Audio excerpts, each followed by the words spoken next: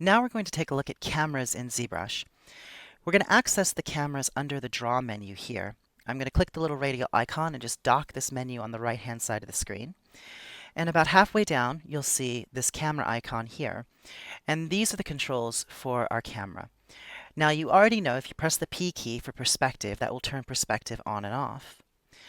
The button is also here. Now, here we have a universal perspective camera. This is a new perspective camera that was introduced in Zbrush 2019. This is far more accurate than the previous perspective that was in Zbrush. You'll find that it lines up exactly with the cameras that you'll have in Maya or 3D Studio Max. We can actually even import cameras that we export from external applications into Zbrush. We'll talk about that in just a moment. So if I rotate around the model, and then I can change my horizontal or vertical computation. Most of these settings would be familiar to anybody who does a lot of maybe photography with a DSLR. Typically, we're going to keep it at horizontal. The most important settings are going to be here. This is our focal length. Now you can adjust the focal length via this slider here, and that will change the distortion that's created by the perspective. You could also elect to adjust it in terms of its field of view. Typically, I stick with the buttons here, 35, 50, and 85. 50 millimeters, the natural lens length, the normal lens length for a 35 millimeter camera. So this most closely approximates the human eye. Sometimes I'll turn it up to 85 if I just feel like the 50 millimeter lens doesn't quite give me the look that I want. I'll go up to 85. You can turn this up very high, which becomes a telephoto lens, and you'll notice that that completely flattens any sort of perspective distortion. If I turn my focal length down, then we start to get into fisheye lens, very wide angle territory. And this can actually be quite beneficial if we're trying to create a very dynamic image. For example, this character, if I was going to render this to paint outside of ZBrush, I might render it actually with this very low focal length because it gives me that wide angle distortion and a very dynamic, dramatic look.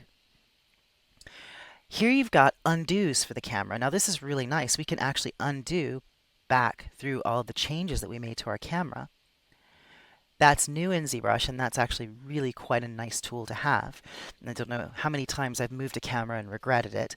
Typically, I'll store keyframes on the camera under the movie timeline. So if you go to Movie Timeline Show, previous to this, I would just simply store keyframes for my cameras like this. Now, if I use my left and right arrow keys, I can move back between those stored camera views. This, however, just allows me to undo camera changes right there with the press of a button. Now, here we have a lock button. This lock button is also available here. This locks the camera, and I find this really nice, especially when I'm sculpting with an image plane in the background. This keeps you from being able to move the camera. So I can sculpt and work in ZBrush. If I go to my Move brush, I can do all sorts of sculpting in here. But I'm not going to actually be able to move the model if I click and drag on the background. So locking the camera is actually quite a helpful thing to have access to. Now, if we scroll down, you'll notice that there is a camera settings box down here. We have Select Camera, Store Camera, Rename, Delete, and All. Now, this is for custom cameras. So for example, if I want to store this particular camera, I'll click Store Camera, and we'll call it Wide Angle Render. So I've now stored that camera. If I were to change to a different setting, maybe we'll go to 85 millimeter, go to the front and look slightly up at the creature. I'll store this camera, and I'll call this camera telephoto. Well, not telephoto, we'll just call this front view. So I now have two cameras stored. If I click on the camera names, you see I have wide angle render and I have front view. These two cameras are available. If I go back to wide angle render, it will return me to that camera. If I go to front view, it will return me to that camera. I can rename the camera here with the rename button. I can delete the selected camera, or if I click all, it will delete all the cameras. So being able to have this level of control over my cameras in ZBrush is very, very nice, and having a more accurate perspective camera is invaluable. One thing that is really quite cool is you can actually import FBX files that have been saved outside of ZBrush. Now, an FBX file is a portable 3D file format that will allow you to save cameras and geometry out of, for example, Maya, and then bring that into ZBrush. So you can import cameras from Maya to ZBrush. So let's take a look at how to do that now. Now here we are in Maya, and you can see I've got 3 cameras that have been set up. If I go to Panels, Perspective, and I can look through each one. This is Maya Camera 1. Maya Camera 2 is a top view. And then Maya Camera 3 is a front view, very wide angle. So what I want to do is I want to export these cameras as an FBX file. So I will just Control click on each one of these, and I will go to File, Export Selection. Make sure that we're set to FBX Export, and I'm just going to save them as Maya cameras. Now I'm going to move back over to Zbrush.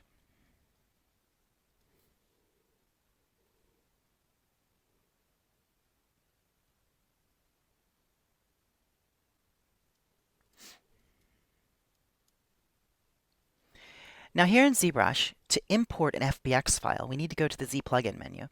We'll dock this over on the side of the screen and go to FBX Export Import. Now, I can export FBX files from Zbrush. Here I've got selected. I can change that to visible or to all in terms of what will actually be exported. I can set my type here. I have it set to FBX 2019.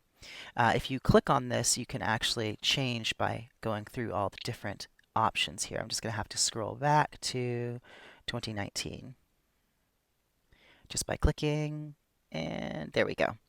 Now I can save as a binary or ASCII file. Typically I leave it at binary. Just like STL files, there's 2 different options, binary or ASCII. ASCII will be larger, binary will be smaller in terms of file size. We also have the option to export 3D layers as blend shapes. We have the option to export our quads as tris, and we can set our Y up. In this case, it is Maya Y up. We can embed the maps, and we can smooth the normals. Now, we also have the option to export our diffuse and normal maps as TGA or 16-bit TIFF, and there's our export button.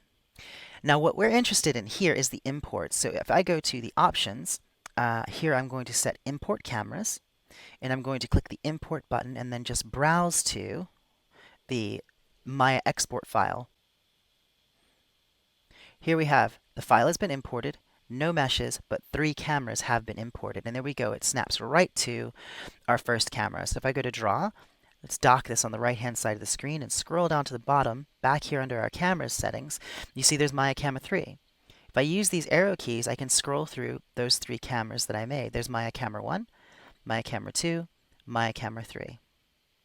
So I can sequentially move through each one of those cameras, and you see that it has actually maintained the focal length and the camera position exactly as it was in Maya.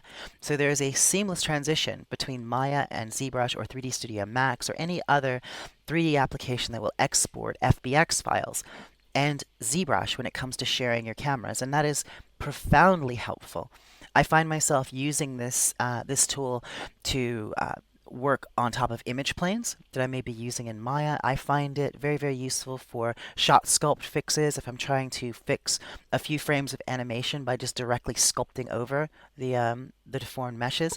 I find it very, very helpful to be able to export my camera from Maya and do that sculpting in ZBrush and then export back to Maya.